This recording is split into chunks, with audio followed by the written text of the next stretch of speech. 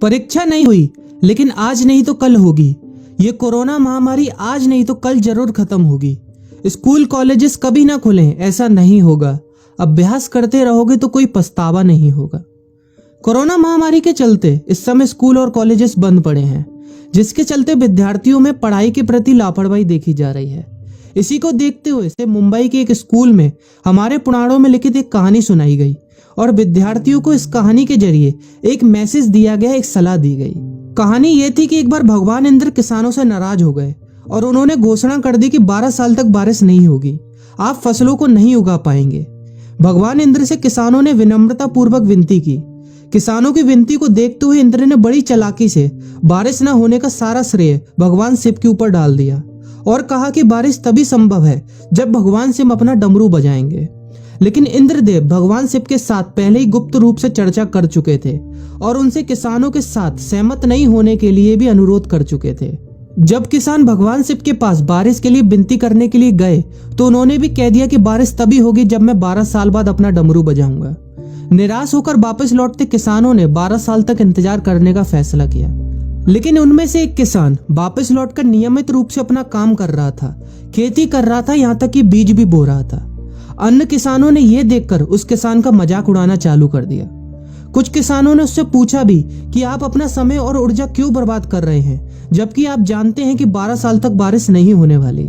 उस किसान ने जवाब दिया कि मुझे पता है कि बारिश के बिना मेरी फसल नहीं आएगी, लेकिन मैं ये सब केवल अभ्यास के रूप में कर रहा हूँ। 12 साल बाद मैं फसलों को उगाने और खेतों में काम करने की प्रतिक्रिया को भूल जाऊंगा। शरीर की काम करने की आदत छूट जाएगी और शरीर आलस का शिकार हो जाएगा। इसलिए मैं अभ्यास करता रहता हूँ कि जब 12 साल बाद बारिश होगी तो मुझे काम करने में मुश्किल नहीं होगी। जब इस किसान की यह बात पार्वती जी को पता चली तो उन्होंने भी चिंतित होकर शिव जी से कहा, आप भी 12 साल बाद डमरू बजाना भूल सकते हैं। यह सुनकर भगवान शिव भी चिंतित हो गए, इसलिए कहीं वो डमरू बजाना भूल तो नहीं गए, इसकी जांच करने की सोची और अपना डमरू उठाकर बजाने की कोशिश करने लगे। कोशिश करते हुए जैसे ही डमरू से आवाज आई वैसी बारिश होने लगी और जो किसान नियमित रूप से अपना काम कर रहा था उस किसान का खेत फसलों से हरा भरा हो गया। लेकिन बाकी सभी बारिश का इंतजार करते किसानों को पछतावा हुआ, क्योंकि उन्होंने अभ्यास करना भी छोड़ दिया था। इसी तरह 2 सप्ताह बाद, 2 महीने बाद या 2 साल बाद लॉकडाउन समाप्त हो जाएगा।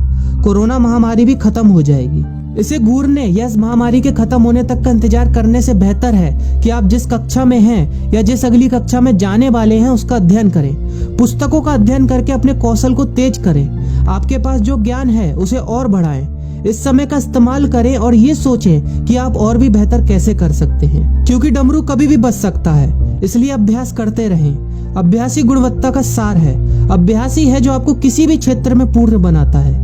अगर आप अपनी पढ़ाई के प्रति लापरवाही छोड़कर अभ्यास करते रहेंगे तो जब काम करने का समय आएगा, जब भी परीक्षा देने का समय आएगा, तो आप हर चुनौती और अपने हर क्वेश्चन का जवाब देने के लिए तैयार रहेंगे। अपना ध्यान रखें और अपनों का ख्याल रखें, क्योंकि कोरोना अभी गया नहीं है। घर पर ही रहने की कोशिश करें ताकि आप भी और अन्य भी सुरक्षित रहें और नियमित रूप से अभ्यास करते रहें, क्योंकि डमरू कभी भी बच सकता है। वीडियो अच्छी लगी हो तो वीडियो को लाइक और अपने फ्रेंड्स के साथ शेयर करना